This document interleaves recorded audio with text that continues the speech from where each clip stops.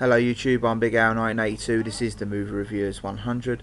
The collaboration channel brings you themes each week. This week's theme is Clint Eastwood Week, and I decided to review the 2004/2005, depending where you are, release, that is $1 Million Baby. The reason why I decided to pick this one, being Clint Eastwood Week, is because Clint Eastwood not just acts in this film, but he directs as well.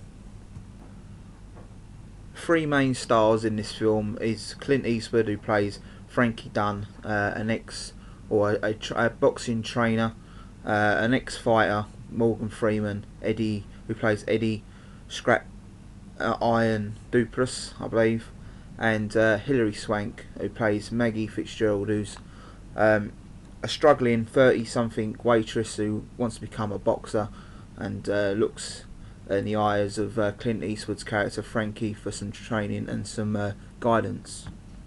So the basic storyline of this film is centered around Hilary Swank's character Maggie. She's sort of a 30-year-old waitress, not come from the best background or family, and she decides to make something of her life by becoming a boxer. She looks to the guidance of Clint Eastwood's character, who plays sort of a hardened, unapproachable man, bit of a grumpy old man, who sort of in the past had bad relationships with his daughter, I believe, and he sort of doesn't want to let anyone in and close to him, and he's sort of a bit of a loner. The only person who he sort of has friendship with is Morgan Freeman's character, who is an ex-boxer, and basically through Morgan Freeman's character, who sees that she has potential, sort of persuades Clint Eastwood's character Frankie to train and manage Hilary Swank's character. And then basically there's where the journey begins, where sort of the hardness person like Clint Eastwood character is, he doesn't want to let anyone in, and he's finding it hard to relate with Maggie, and through their arguments and